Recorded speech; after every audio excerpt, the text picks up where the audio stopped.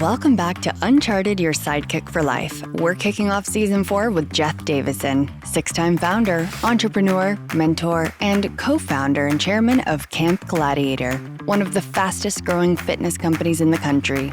Alongside his wife, Allie, winner of NBC's American Gladiators, Jeff turned a wild TV adventure into a nationwide movement, building over 1,000 fitness locations across the U.S. In this episode, Dan, Gloria, and I dive into Jeff's journey, from launching businesses as a teenager to scaling national companies like Victory Financial and Victory Insurance, to founding CG Victory, a nonprofit kids camp changing lives across Texas. We talk about resilience, taking risks when it's hardest, and how Jeff's mission to serve others fuels everything he builds. If you're ready to kick off season 4 with real talk on faith, entrepreneurship, failure, and living adventurously, you're in the right place. Let's jump right in. Welcome to Founding Up's Uncharted, your sidekick for life. Season 4. Episode 1. All right. And 2025. And 2025. How's everybody's New Year's going? Great.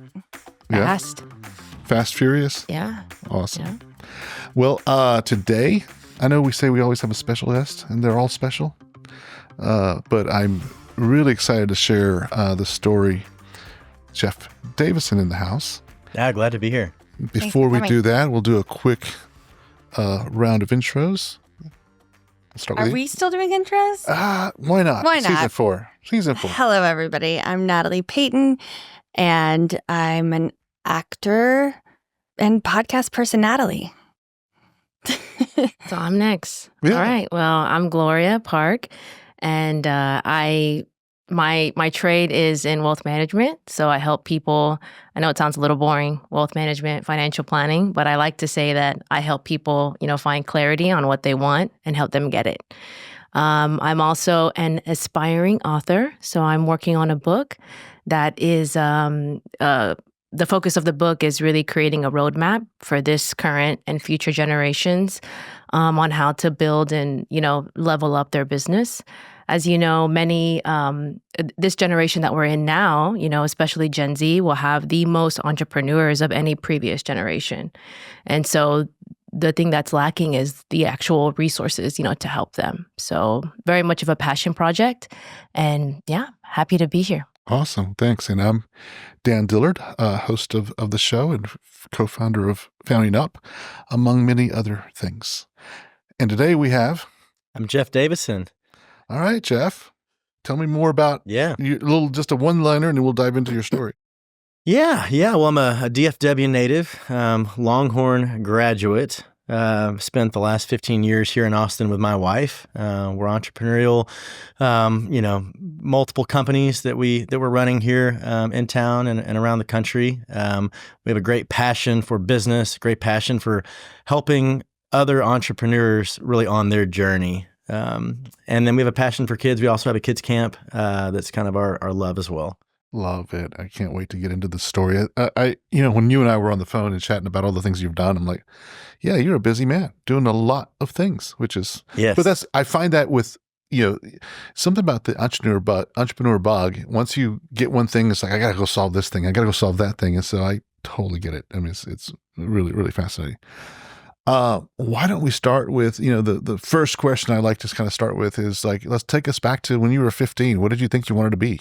I was that weirdo at 15 that wanted to be a business owner. I didn't want to be a professional athlete. I used to dream about business ideas. Wow. I had my famous restaurant idea. It was called Who'da Thunk It. Haven't brought it out yet, but here's the concept. I'll sell you on it, right? I'm a huge burger fan. Mm-hmm. And I've always had this theory that the best bite of the burger is hidden in the direct center of it. Okay. Because you've got the tenderest meat and you have like complete condiment coverage, right? Right. But there's two ways you approach that. You either have to eat your way to the best, right, or you mess it up with a cut down the middle. Sure. Right. So you know how they have like donuts and donut holes? Yeah. Right. I imagine that they would have this device where you basically cut a circle in the middle of the burger with a flag on it, a little wooden Nice. toothpick, Nice. and it says "Who'da Thunk It." And so you get that burger, beautiful, juicy. You pull out that flag, and then you have like this little shish kebab I of love burger. it. Yes. Who'da Thunk It. Still waiting, it's still in the Gonna right happen. time Still in the to back do the burner. restaurant That's business. great. But so that was an idea. I had all these different, just ideas. My dad was a insurance agent, sole proprietor, built his own little business in Irving, Texas. So I was around that, and good folks. But it was like, hey, you need to go to college. Mm-hmm. You need to go get a foundation. And so I was fortunate to get a chance to go to UT, and that's really what got it all started. Go Horns. That's awesome. When did you start having these business ideas? Because I was the same way when I was a kid. Yeah, I think it was, really, really right around high school. Was it? Yeah. Started doing that? And seeing my dad and he would always ask me, hey, what do you think you want to be? What do you want to do? And I think my parents had like high expectations that we would, do different things or more than them or just get further along. And they were kind of planting those seeds like really That's early cool. on. Yeah. It's funny. You reminded me of I've had a few restaurant ideas just because, I'm a big foodie and I just love all these kind of things. But one of the things when cannabis was getting approved in all these states, I'm like, ooh, a trailer called Munchies would be great. You'd have some infused stuff and some not infused stuff just for like 3 o'clock in the morning whenever you need something. Anyway, it was just, all these crazy ideas, but you need these things to kind of figure out what problems need to be solved. So love hearing, ideas, even if they haven't come out. It's like, here's the thing. Yeah. And then some of it was practical. So when I came down to UT, I wanted to make some extra money, and my dad said, hey, you can help, in the insurance business. Why don't you go get your license? So I'm, 18 years old, bought the study material and became, I think, one of the youngest, insurance licensed agents in the state of Texas. Yeah.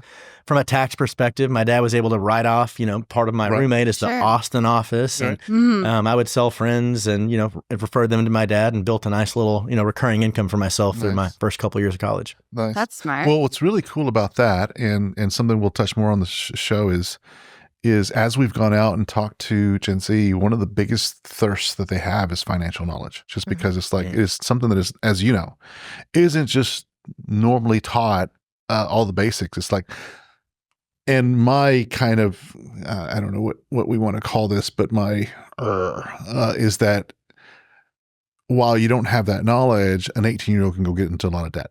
Right. So it's college debt is one of those things that's thrown out there. So we definitely want to bring that awareness. So it looks like you had some really fine education even at 18 to learn about the principles of finance. Sounds like.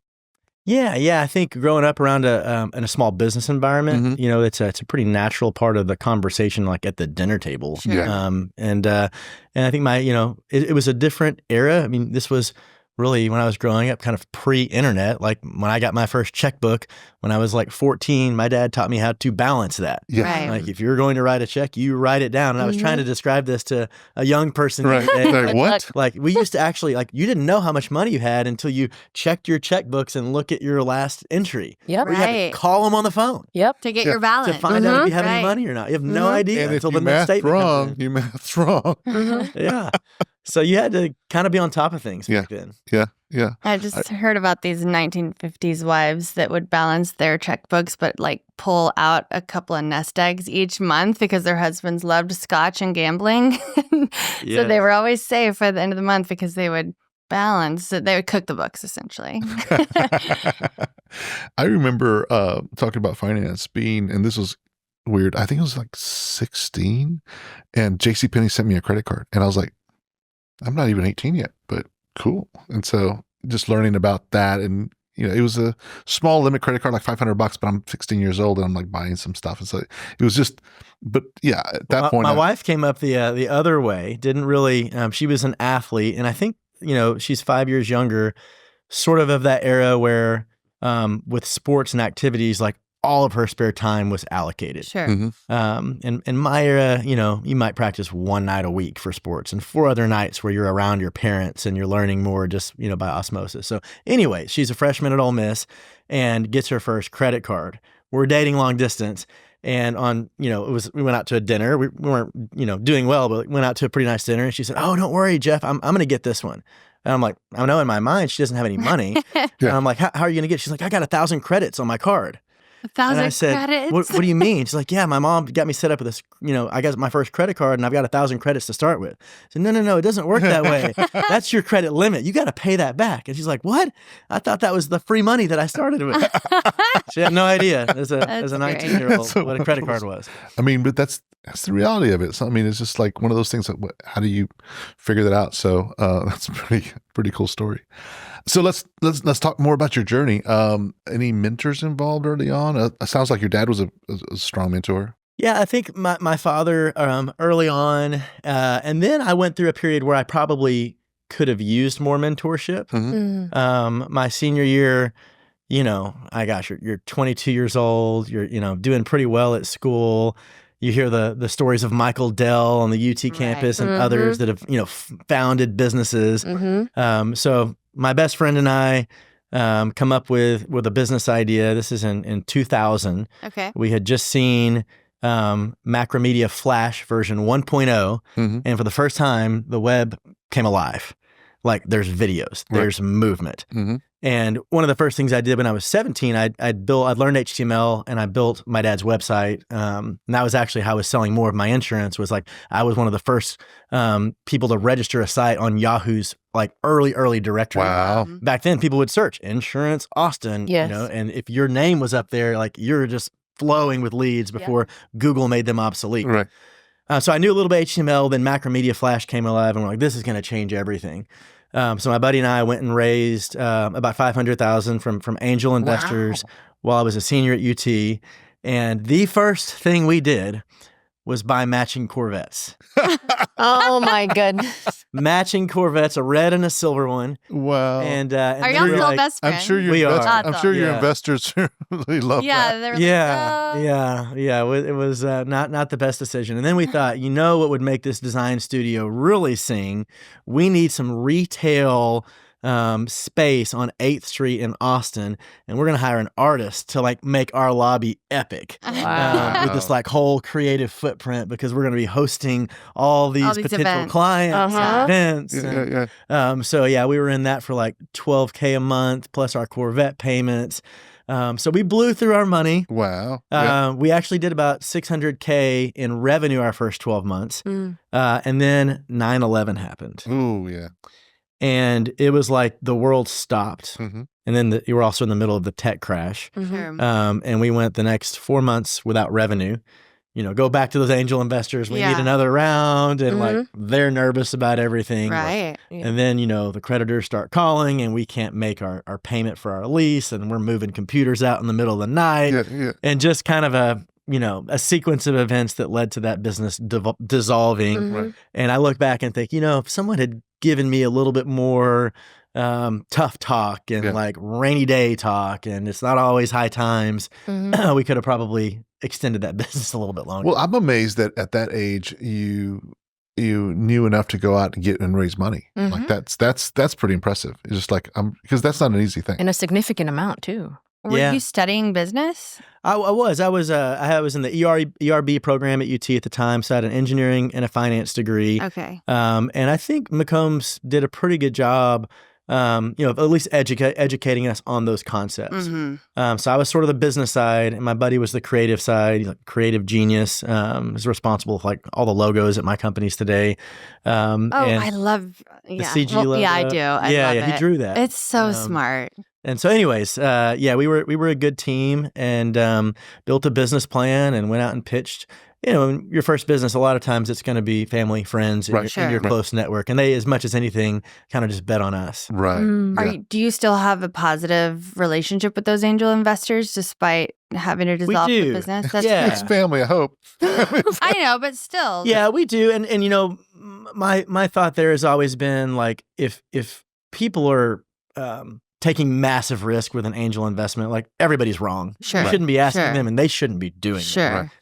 For a very, very wealthy person to invest $100K or $200K in a startup venture, hopefully this is a fraction of their net worth, and they know the likelihood of success. And nothing you did was malicious. It was just youth, I think. It was learning. Yeah. And we just honestly that timing, September 11th and that environment of the next year was like an impossible business climate. Yeah. Right. Well, and then that was like .com? Is that .com era? That was. It was so .com was really like 97 to 99, 2000. Right. But that really started getting like commercial traction in the early 2000s. So we were pretty good timing on that. And then 9/11 just kind of stopped the. What was that business? Did you mention that or did I miss that? The name? Like, well, what did it do? Yeah, so it was creative design, focusing on Macromedia Flash. Oh, you did say Macromedia. Yeah, we would do all kinds of web design solutions. Got but it. That was really our specialty. Got it. Cool.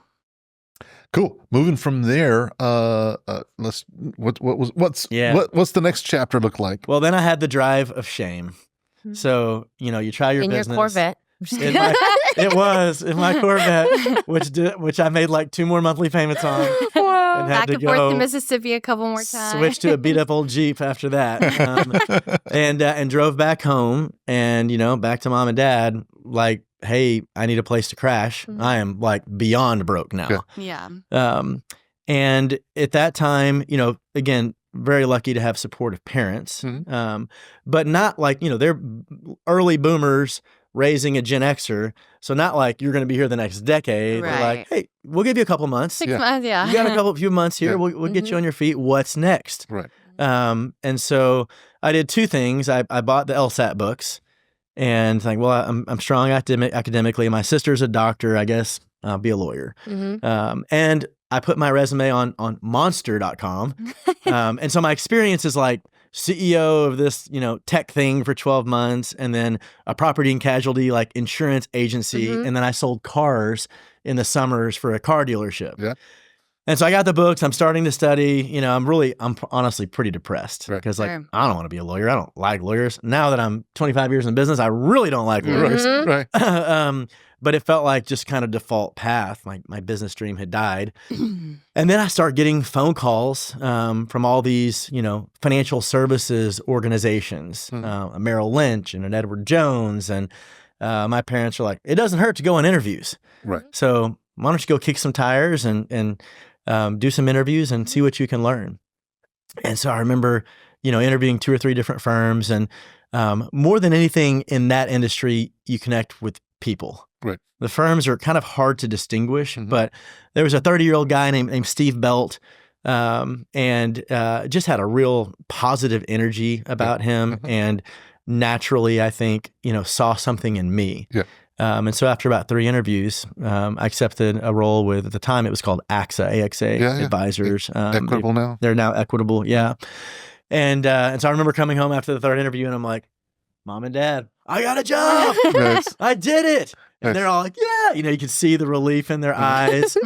And then they're like, oh, well, what's the salary? I'm like, well, It's about that. This one's a commission job.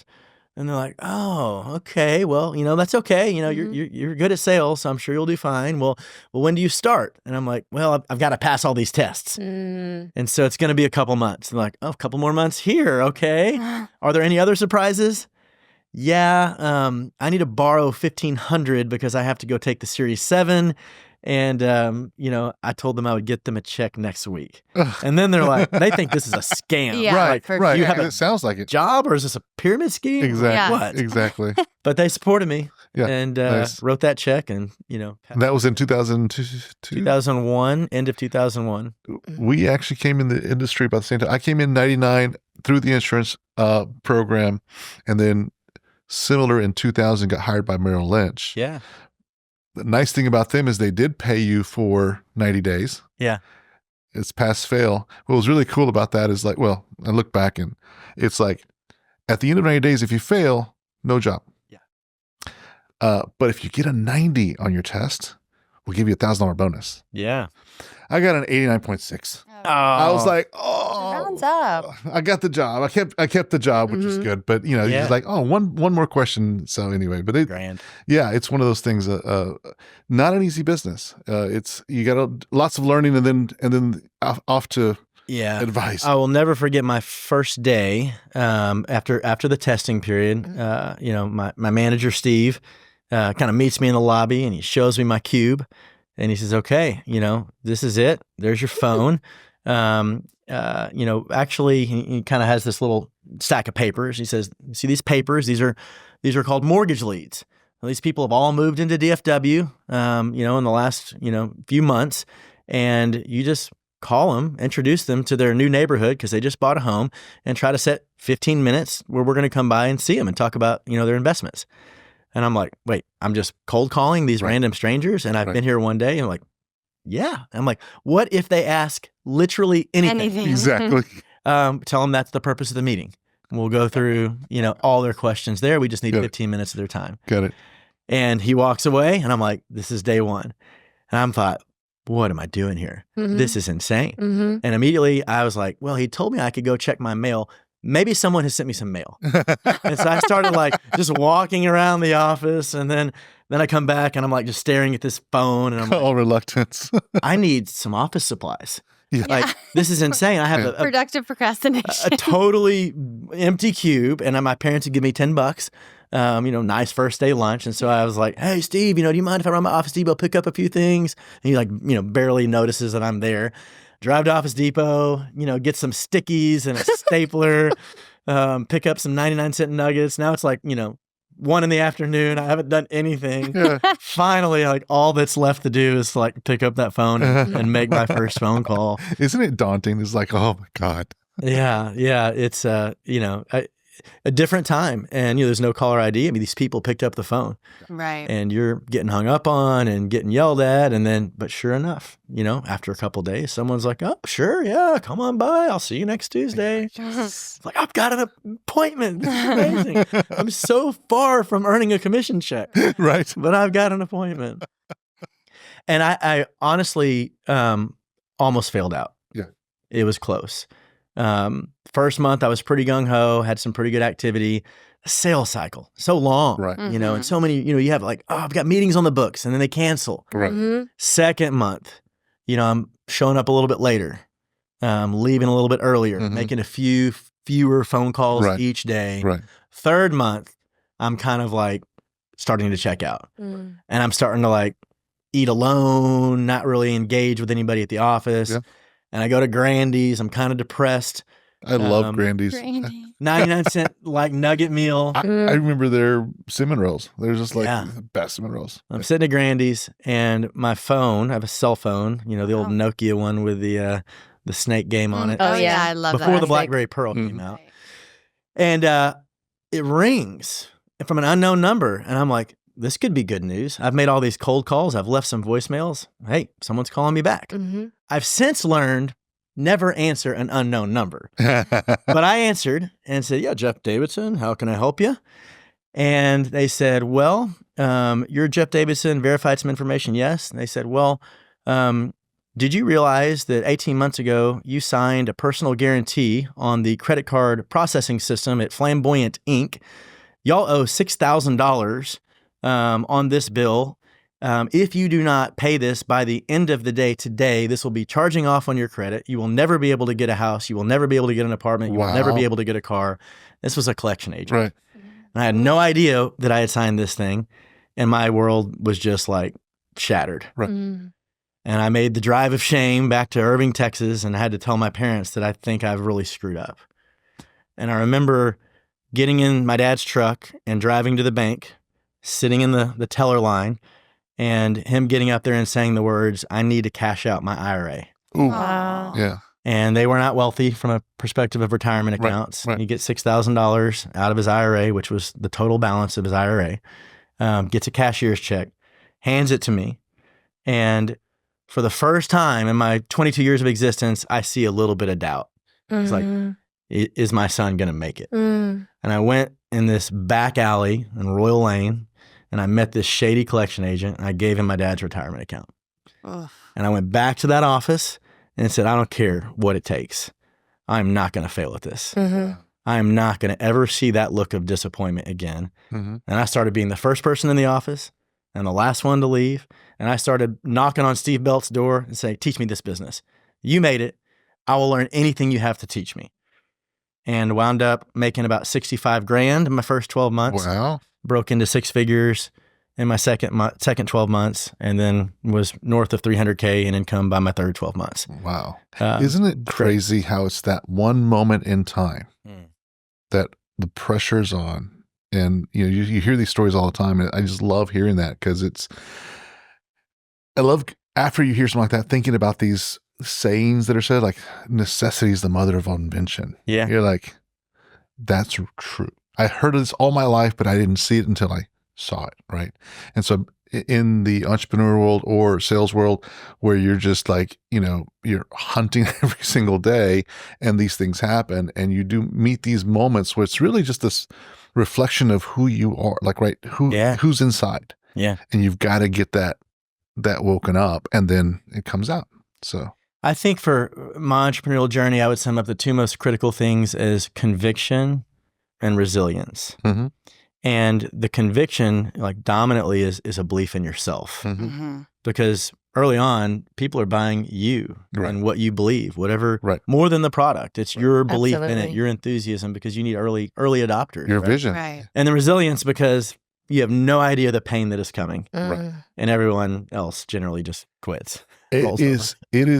I don't know that many people say this is a spiritual journey. Like you like knowing yourself and knowing, like, it is this, like, what's inside, and how resilient am I? What you just said encapsulated, that hunger of, like, I am not going to fail. You see that disappointment. It's just a beautiful story, but it's also, all that is just learning, and it is a growth. It is growth. It is what it takes to make things happen. So amazing. Thank you for sharing that. Yeah, Yeah. thank you. That was a powerful story. Mm-hmm. I know there's more. Yeah. What was after that? So That's then what the happened? first chapter.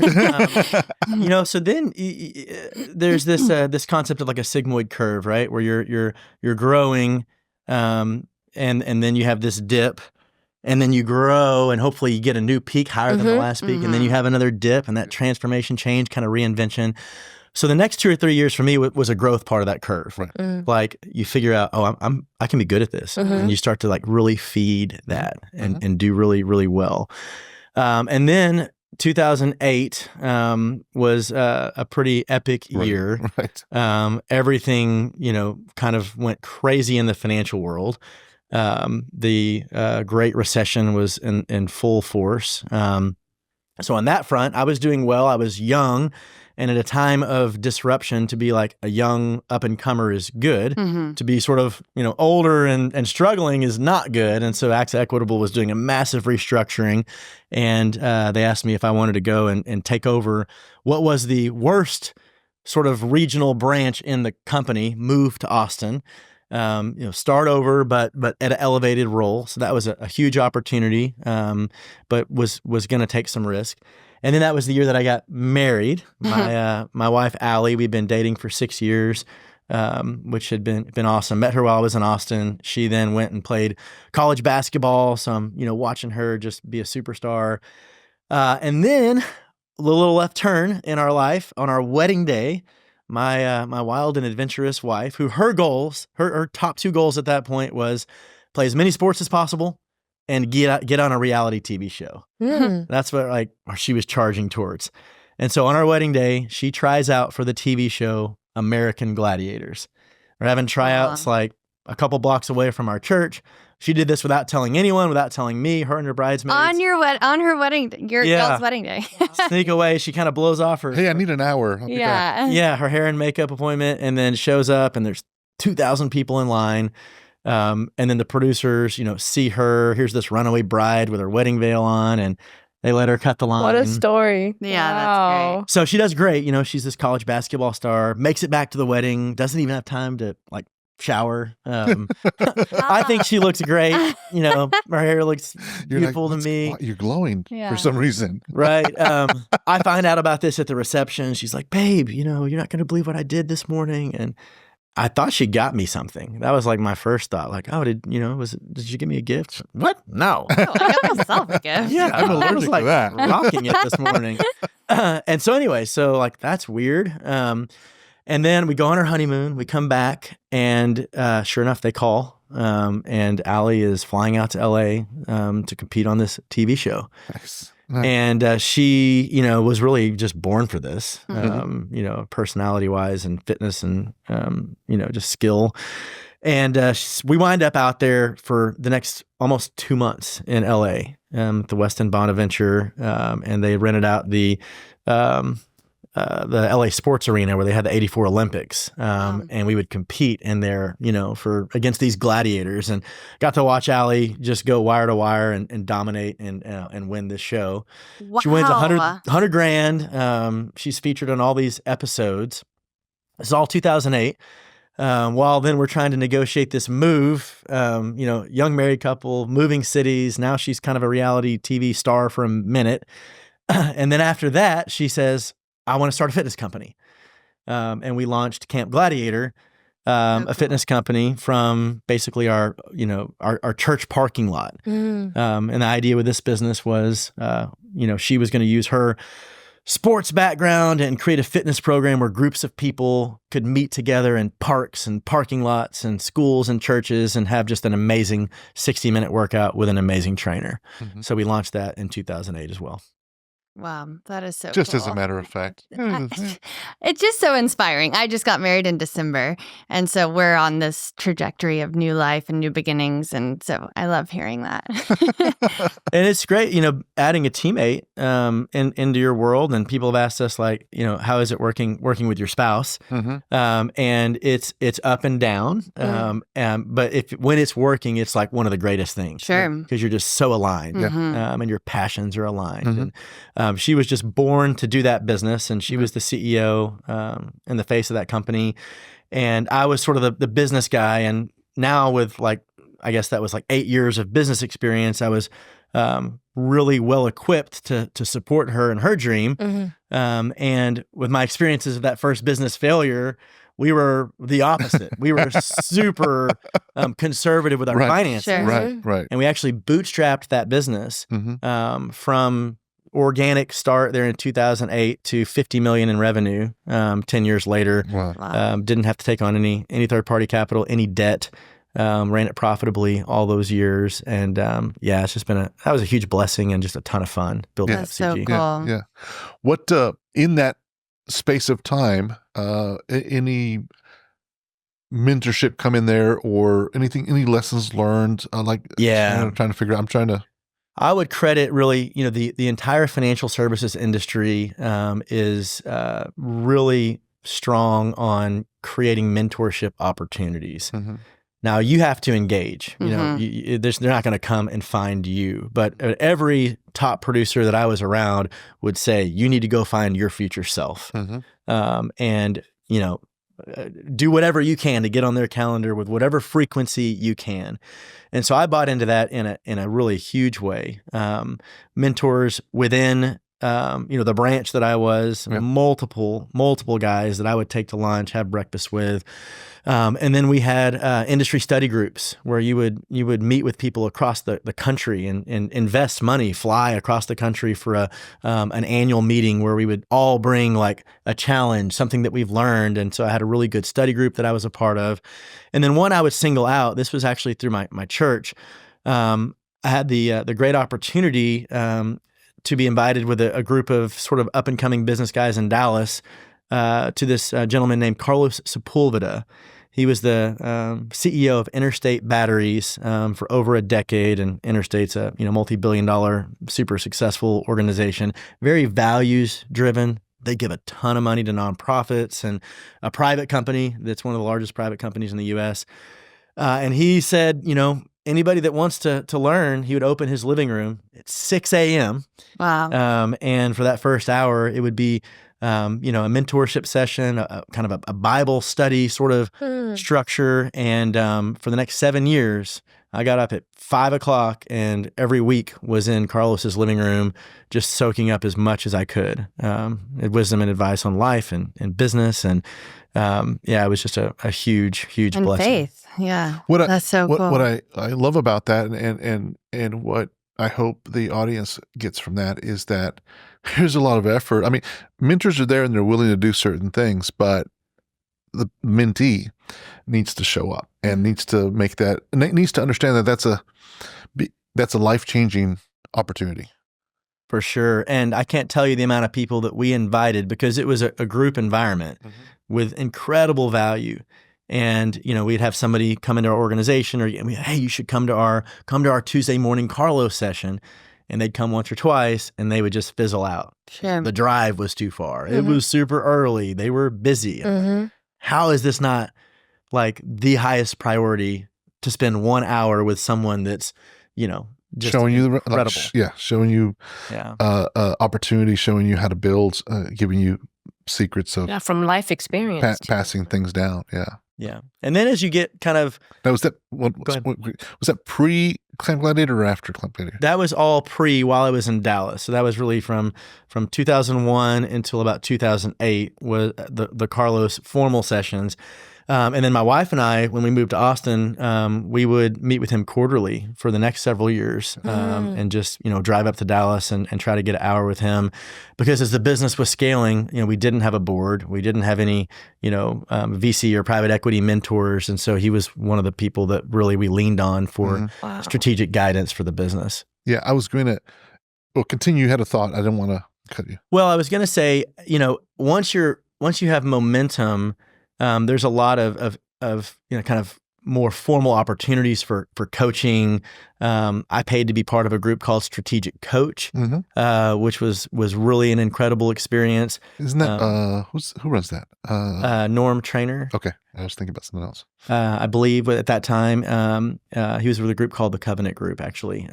So, anyways, but I would just budget like, gosh, if professional athletes have a coach, Sure. And they hire personal trainers, if you want to get good at business, you need to be like not just having informal mentors, you need to be investing in your development and hiring people that can help you. Yeah, Continuing education.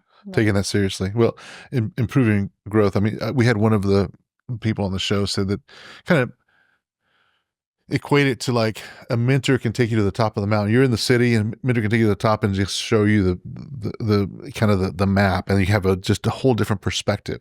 When we were when I built Founding Austin magazine, that's what in interviewing like 300, 400, 500, I should say about 250, 300 entrepreneurs, that's the thread I saw. Is the mentorship that all these entrepreneurs would take seriously, and that changed their life. It was just mapping. It was showing certain maps. So love that happened. And that was why I was curious if it happened before Camp Gladiator, because something,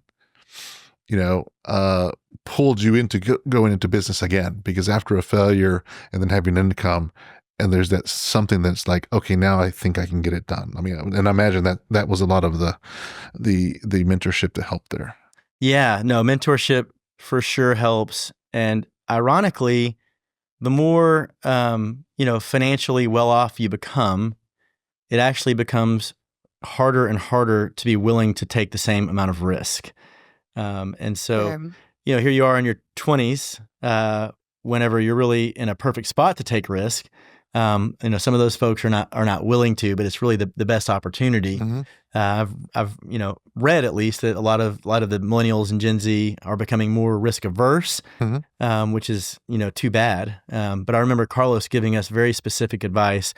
He was sharing like his thoughts on risk and your youth. He said, coming out of college, imagine the business world like a wave pool. And a wave pool at like, Schlitterbahn or something. And you think about what most people do coming out of college is they just enter in, right there at the children's area where the waves are breaking at your knees and you can stand up. And they just sort of gradually go into the deeper end over, the course of their career and hope they wind up there. So that's really an unfortunate way of thinking about it. What you ought to do is, instead of starting in the water, kind of walk along the edge and walk to the place that you think, if I jump in here, I just might drown, and jump. Because there's some way, somehow you're going to get saved. You're going to get bailed out. And that experience of fighting for your life, you're at your best to do that in your 20s. Wow. The 40-year-old, that's got kids, that's got a mortgage, that's got a couple $100,000 in their 401k, very unlikely to be willing to take the same amount of risk and to put all their chips in the table as that 20-year-old. Yeah. I like that. How does that equate? I think you just mentioned that and maybe I misunderstood, but then the more wealth that you have, the more risk adverse. Did you just? Yeah, I think I was just making the point that the 20-year-old is in the perfect spot to do it. Got it.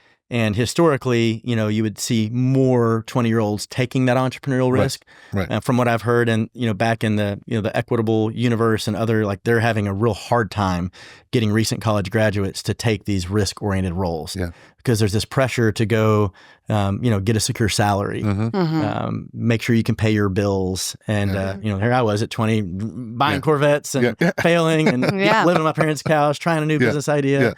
And it's a painful journey, but I think it's one that can give you a springboard.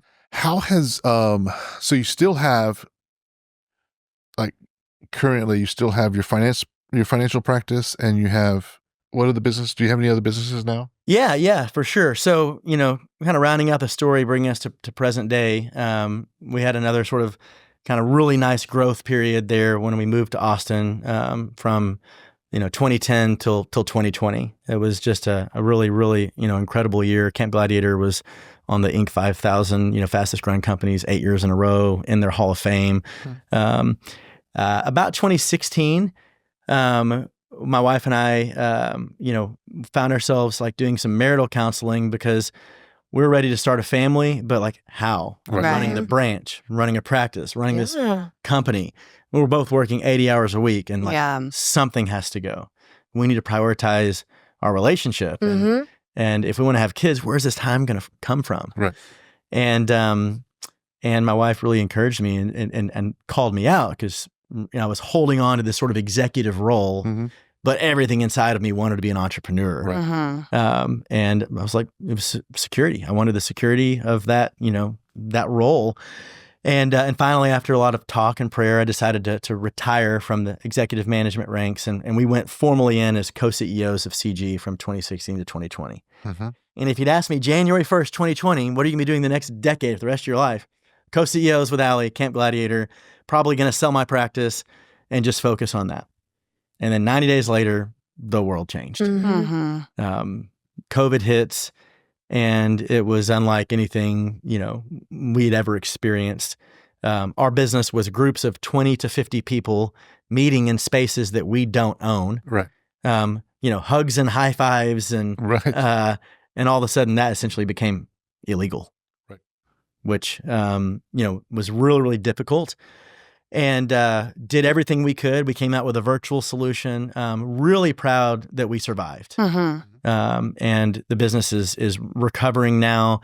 But that first 24 months was, fitness companies bankrupt all over the U.S. Exactly. And so that business got reduced to about 50% of the size it was going into COVID. And Allie and I had to do some soul searching, because whenever I stepped down from the branch management role, we had the great blessing of, we did have 4 kids over the next 7 years. Nice. That's so cool. And so we wanted to spend more time there, and we decided to sort of divide and conquer. She went back and was running the fitness business, and I decided to launch Victory Financial as our own independent registered investment advisory firm. So instead of working at a large, broker-dealer like a Merrill or an Equitable, we broke away and came up with a pretty unique business model. And that's been, a lot of fun. It's a sweet spot area for me, and I have a lot of friends in the business. And so we've scaled that up to about a $15 million company over the last 24 months as well. But I have a president. So Allie and I now have a president running each of our companies. Nice. And we're on the board and kind of operating as a chairman. And then we're spending a ton of time with our kids. I love that. That's so cool. Great. The question I was going to ask, and I wanted to thank you for finishing that story, is how did your experiences, how did you take that advice into your practice? Because I know that you teach finance, and I find that,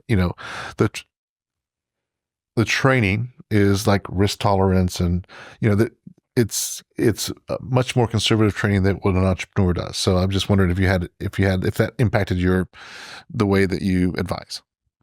Yeah, I think within my practice, I really have a sweet spot for small business owners. Yeah.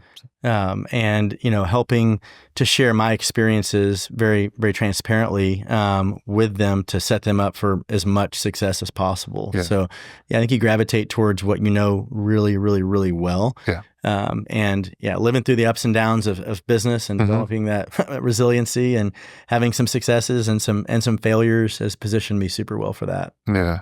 So, very similar trajectory in that I also did businesses, and that when I built our business, the Nest business, and brought Gloria and others as partners, same thing. It's that same mentality. You learn from these experiences, and that kind of differentiates you. So you are able to help people that are in that same life experience. So I was just wondering if that did that for you, what it did for me, which was pretty wonderful.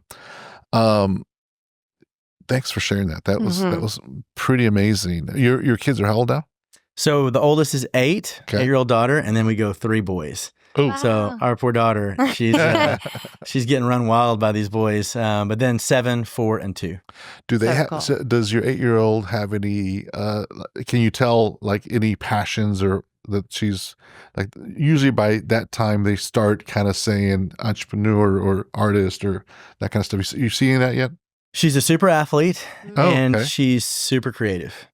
Like neither Allie or I are like artists. And there's definitely something just innate in that. And so Revel will come home and she'll just draw and write and make storybooks.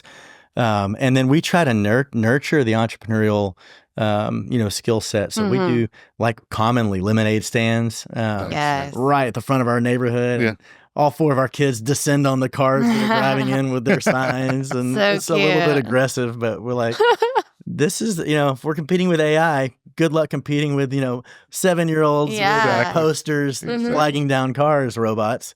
Does she sell her art at those lemonade stands? She hasn't done that yet. I That's a just good saw idea. that on Lioness, a Taylor Sheridan show, and the little kids sold their art. I was like, that's clever. I love that. That is a great idea. Yeah. So, Well, as you know, part of the show is sharing the story so that others can get inspired by some of this mapping as your life has mapped you a certain way. And then we've gone out and talked to a few Gen Zers and asked what's on their mind. And so we want to address that. So first here we have Keaton over at ACC. Remember yay, Keaton? yeah. He was great. And then I want to also ask one more question before. Go ahead before we... Can you tell us a little bit about the kids' camp? Because I have a passion Yeah. for kiddos and nurturing them. So I would love to hear about that. Yeah. So when my wife won the TV show, we had this sort of shared vision that one day in our life we would like to open a camp, a sports-oriented kind of adventure camp for at-risk youth. And we both come from a church faith background. Sure. So this could be like a faith-based camp. And this was like a goal, like maybe in 20 years we can save enough money to buy some land. And then she wins this show and we have a little bit of money. And the first idea was actually, could we do a camp? And we were seeing around town these sort of like camps in a box where like Pine Cove and other organizations would come down and they would sort of take over a school or a church, and then people would go and do a day camp there. So we had that idea, but by the time the finale aired, summer had passed and we'd missed the window. Sure. So then she's like, well, I think I want to do an adult fitness company. And that sequencing is really interesting because if the timing had worked out the other way, we would have made our kids camp probably a for-profit. That would have been the business. But we wound up starting the adult camp, which was taking off. And then a year later, when we had the open summer, we decided to launch the kids camp as a 501c3 Cool. and make it like explicitly focused on, at-risk youth, people that would normally not get this experience. And we used the for-profit Camp Gladiator business to raise money. So once a year, we do like a week at the fitness camp where for every like $20 you donate, your trainer has to do burpees so you can get your Nice. trainer back. Nice. Yeah. And then those dollars go to help fund scholarships for kids at our camp. Love that. So we've sent over 3,000 kids in Wow. Texas to our camp over the last like 14, 15 years. We operate in Austin, Dallas, San Antonio. And it's been a really, really great blessing. Now, COVID year, if it was hard for a for-profit business, Right. imagine a kids camp Right. and a 501c3 that by the time COVID happened, you'd already spent all the money the people had paid for, and then you had to refund all the money because people couldn't attend the camp that summer. Right. And so almost like thousands of these youth camps went bankrupt. And we just barely survived that by the grace of God. Wow. And then, it took 2 years to recover, to get the counselors back and to rebuild the locations. So yeah, that 24 months from, March of 2020 to 2022 was really difficult. Wow. Learning and growing lesson for sure. For sure. 100%. All right. We got this. We got Keaton, and I think we'll only have time for this one. And it's a finance question, so the both of you guys can. There we go. Gloria, I think you're up. Go for gold. I'll give it a shot. The way the market is now, I am kind of hopeless for years and years, and I just don't really understand anything in terms of like interest rates and loans and how it works and how a mortgage works or anything like that. So I mean, anything from a fiduciary to anyone who could tell me, because I never learned. I never had a class for it. My dad didn't teach me. And yeah, just becoming more financially literate is something that I seek, but I'm not really sure who to ask. When my heart went out when we were there chatting with him, and he's like, and so we find this more and more. As a matter of fact, one of the classes we taught at A&M, it was like 250 kids, and we asked them like, what are the things that are most relevant to them? Course selection, career selection, financial knowledge. And surprising to me, it was financial knowledge. So it wasn't specifically a question, but I think that where he's at is like, where do I start? So I know, both of you have experience in the finance. I've got some too, but I want to focus on you guys. What would you tell a 20-year-old that's just like, I'm lost? Where do I start? You want to go first? You can go ahead. Sure. Well, that's a big question. Like, where do I start? The Dave Ramsey structure. Are you familiar with Dave Ramsey? Yeah. And MoneyWise is a program that a lot of church resources have, where you can kind of enroll in something like that and start at the very basics. I think something like that, or Crown Financial, where you can just learn like, how do you do a budget, and how do you do the basics of investing? Unfortunately, if you don't study business, if you're just in another major and your parents haven't done this, I mean, you can definitely wind up 22 years old knowing nothing, nothing about this, and you have to seek out those resources. And then, I know whenever I was a young financial advisor at 22 years old, I wanted to find other people starting their careers. Right. And, maybe you think, gosh, I don't have, very much money or any money. So you're probably not going to go work with the 20-year Merrill Lynch veteran. Right. But finding a young financial advisor building their career that's willing to spend a ton of time with you and willing to help grow with you, set up your first retirement account. Yep. Because I know as a financial advisor, like, I want my clients to be educated, but that's also why I exist, is to be a resource for them and to take away some of that anxiety as well. And then I always point my own like folks that I've brought into the business, like, what are you reading? Right. What are you listening to? I've been like a subscriber of the Wall Street Journal since I was like 22 years old. Like, at some point you kind of got to grow up and read some big girl, big boy publications and invest some time in just learning what's going on. Yeah, that's love that. I think, books is out there, audiobooks, just pick up any basics. You name some really great ones. Any other thoughts? Yeah, I think regardless of where you are in your financial situation and your financial knowledge, whether it's, this individual had asked about markets, interest rates, and something else. But I think a place you can start, no matter where you are, is to create a budget. And a budget sounds kind of boring and, a little intimidating, but start with how much are you making and where is it going? So even just creating a simple list like that is, I think, the best starting point for anybody. And with that, you don't need to know anything about investing or markets or interest rates. Just start there. Because you can't, if you don't know where you are, you definitely don't know where you're going. Right. And so that should be the starting point. And I agree with your point about reading, great material, applicable material to these subjects, and also working with an advisor. I think historically, there's a little bit of a bad rap in working with financial advisors or, different, financial agents and professionals, but they can provide a lot of value because they've gone through the training, they have the experience, on being able to educate you from a professional standpoint. But number one place is build a budget for yourself. And I've seen this with, 20, 18-year-olds that I know. They'll ask me the same thing. Well, where do I start? How do I figure out what markets are doing? And I'm like, don't worry about what markets are doing. They're going to go up and down and go regardless of your knowledge. Start with a budget first. Yeah. And a book I like to recommend that is, I think, is wonderful for especially kids in high school and kids who are coming out of high school and in college, is to read the book, How to Quit Like a Millionaire. And so it's an amazing book that tells the story of this girl who, is an immigrant and really came from nothing, came from hanging out in junkyards, collecting glass Coca-Cola bottles and dreaming about how she can one day be able to drink Coca-Cola from a new bottle. So that's how the story begins.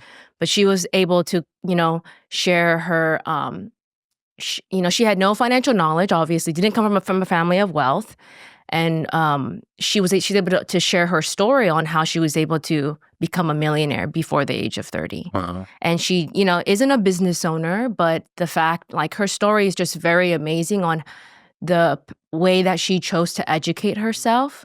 And again, she didn't know about markets or investing, but one of the places she started was how much am I make? How much, what are my expenses and how much do I need to make? Where should I start? So very basic again, where are you at? But that's one book that I recommend. And also The Psychology of Money is a really great book to share basic principles. But of course, Amazon, you could do a Google search on basics of money. But I really want to encourage youth to please not feel overwhelmed, because we're not taught this and most families don't talk about money. And so, be kind with yourself and start at the first level is where are you at and, how much are you making and where is it going? Well, I love that. And also to your point earlier about being a mentee, you mentioned financial advisors and bad rap. I think what I encountered when I was doing that, it mostly wasn't necessarily that. It was more just the intimidation of I don't have enough money to talk to an advisor. Sure. Yeah. And a lot of these advisors, and I know I did it when I was practicing, had monthly seminars and they were free. Come check it out. And it was always on a different topic. And so you've got that, you've got podcasts, you've got these books and all these resources. So, and also a lot of these advisors or investment firms, they offer newsletters.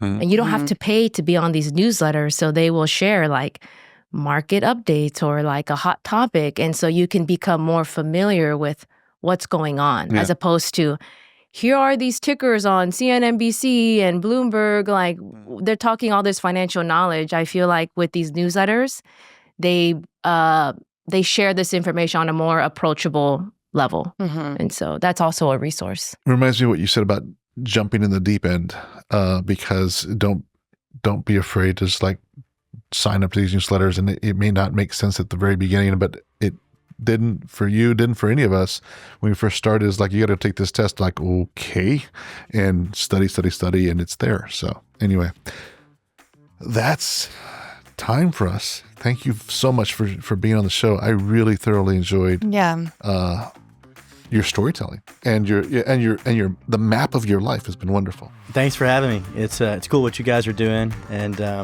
love to see people do entrepreneurial things, take risks, do hard things. That's going to lead to great things. Love it. Awesome. Thank you. Thanks. That's a wrap on episode 1 of season 4. Big thanks to Jeff Davidson. co-founder and chairman of Camp Gladiator, and someone who proves you can build incredible companies and live for a greater purpose. From losing it all in his early 20s to leading multi-million-dollar ventures across fitness, finance, insurance, and youth mentorship, Jeff's story is pure proof. Resilience and conviction change everything. If Jeff's journey inspires you, share this episode with a friend, subscribe, and leave a review. It helps more people find Uncharted, your sidekick for life. And if you're ready to dream bigger with a bolder plan this 2025, stay tuned. This season is just getting started. If you want to be a Gen Z contributor or a future guest, check out the show notes or visit foundingup.com/uncharted_podcast. See you next week on Uncharted, your sidekick for life, where we welcome Samantha Jansky into the studio, co-founder of Ascent Academy in the Acton network of schools.